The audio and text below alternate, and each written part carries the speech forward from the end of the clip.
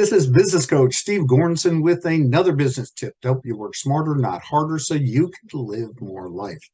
In this business tip, I am going to focus on marketing and how to make marketing an investment and not an expense. You see, lots of people look at marketing as an expense in their business. They're skeptical about marketing. They're afraid to put money into marketing because they think it really doesn't work. And all they do is they spend money and they see no results.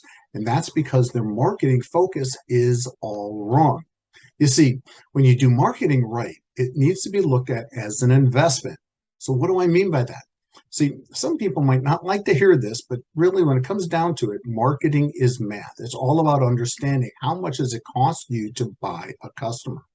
So in other words, if you spent $1,000 on advertising and get 10 new customers, you spent $100 to buy each customer. Spend $5,000 and you get to 10 customers, you're going to spend $500 to get each new customer, if that makes sense, right? So if it's $500 to get every new customer, then we need to look at the next thing we need to look at in marketing is how do we buy customers at an effective price? How do we buy customers for less than what we actually make from them? And to me, what this is really is what marketing is all about. It's all about the investment. You see, it's really important to understand how many new customers you want to buy each week or each month. Too often people say, how many new customers do you want? Oh, they'll literally say, hey, I want as many as I can get.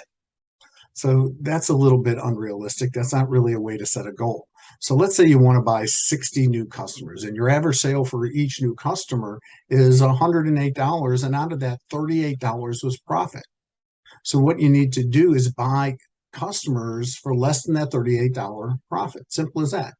So your first sale, you made 38 bucks profit. Now we need to go back and see how can we get them to become repeat customers, of course, and that's where we make money. Repeat customers is where the profit is. And that's why it's so important to be testing and measuring your marketing results.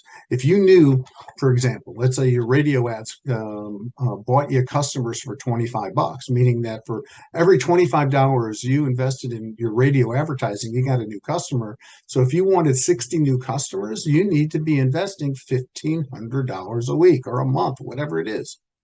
This is not really that complex. It's sort of, think of it this way. If you went to the bank and you gave them $25 and then they gave you 38 bucks back, you'd be giving them 25 bucks all day long, as often as you could, right? See, most companies don't invest in marketing successfully. Why? Because they're not testing and measuring. Our role with marketing is to turn it into something that makes us a ton of money, meaning that we understand our purchasing costs, our buying, what it really costs us to buy that customer. If it costs us this much to buy a customer, then we made this much. So we really need to get out what I like to say is the accounting mindset when it comes to marketing. What I mean by that is, where does your accountant put your advertising expenditures? It's an expense, right? Well, not really if you do marketing correctly. And that's really what we're talking about today.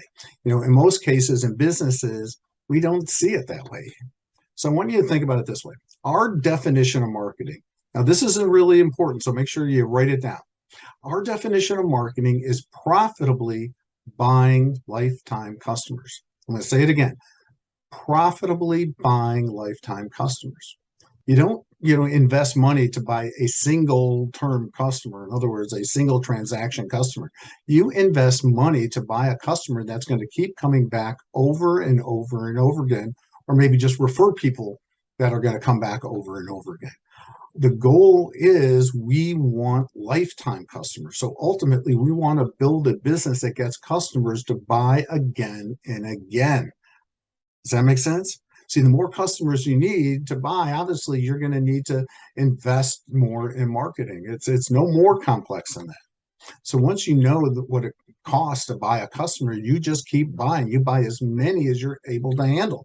But beware, you don't want to buy too many that you can't handle, because then your customer service is going to go down and you're going to start losing customers.